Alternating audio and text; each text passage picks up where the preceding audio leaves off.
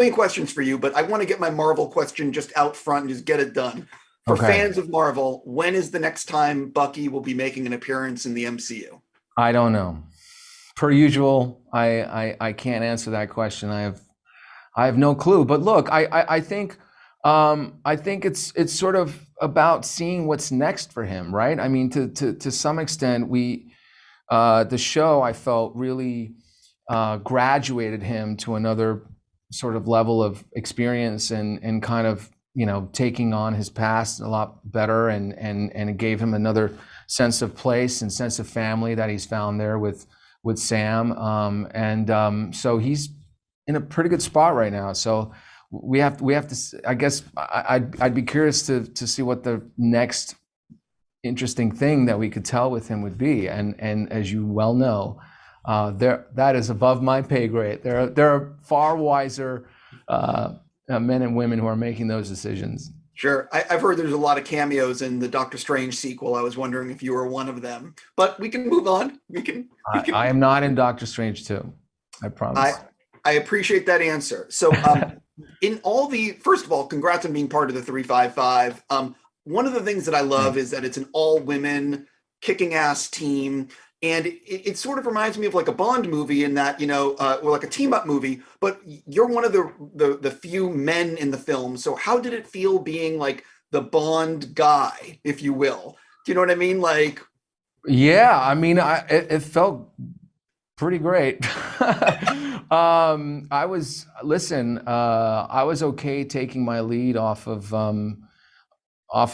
I mean, again, for me, the experience was such an unbelievable company of actors and women to be a part of, and I knew that it was going to be a very collaborative experience. I felt very embraced. I felt very encouraged by Jessica as a producer as well, and Simon Kinberg, who wrote and directed it, to sort of bring as much to the table as I could. And it was a unique actor-driven experience, and that was, I think, her goal with assembling this unbelievable company together. And she really wanted the story to be told from the actor's point of view, from the creative, and you just don't get to do that very often with this type of film, this type of genre. And I think as a result, you get something that's a little bit different and unique and more honest. you've done now a lot of action, and I'm just curious when you're stepping into a movie, whatever it may be, like how do you sort of dread the action? Do you look forward to doing it? Because I know how challenging filming action is and how time consuming, I you only know? dread it with Anthony because the problem is I have to wait for him for so long, and then it's like, are we going to get the shot? I'll tell you one thing: I didn't have to wait on this film. Everybody was showing up with their A game. Jessica was not holding any punches, and some of them literally did land. But yeah, I think action is it's sort of this weird dance that I don't know if it still gets the credit that it deserves. I mean, like forget about, let's not mention the stunt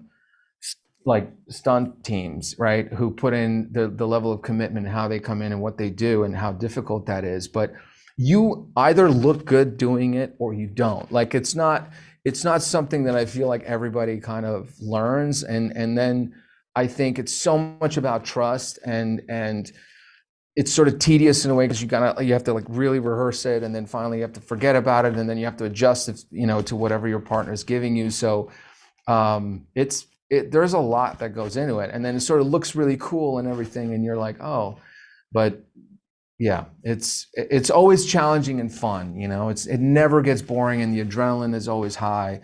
It's very addictive. Yeah, I mean, I think a lot of people really don't realize though that, some of these action set pieces, it's a minute on screen, but it took forever to get that minute filmed. And it's like a complicated dance. It completely. I mean, and sometimes you have some of them literally can be a week to shoot. I mean, that fight, for example, with Jessica, for instance, I believe was at least 3 days. And there's always different pieces to it, and you have to go back and rewatch everything.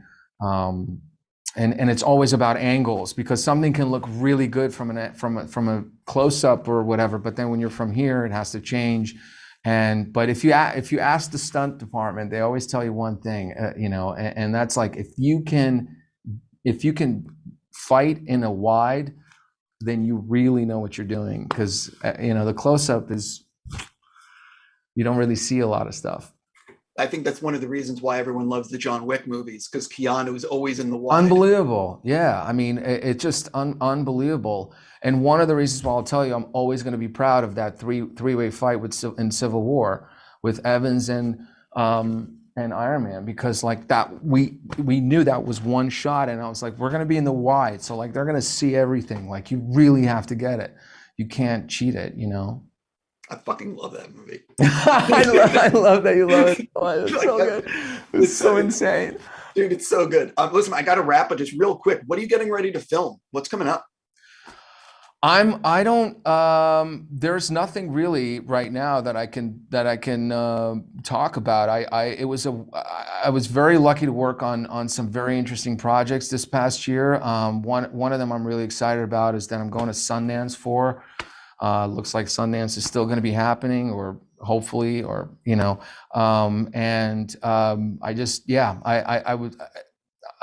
can hold back for a second and kind of recharge, because these things, believe it or not, as you I'm sure you suspect, the older you get, it's like, especially the action, I mean, it takes a lot longer to kind of come back from it. So let's see. I gotta go. Thank you so much. It's really All great right. to see you. Good to see you. Be safe. All the best.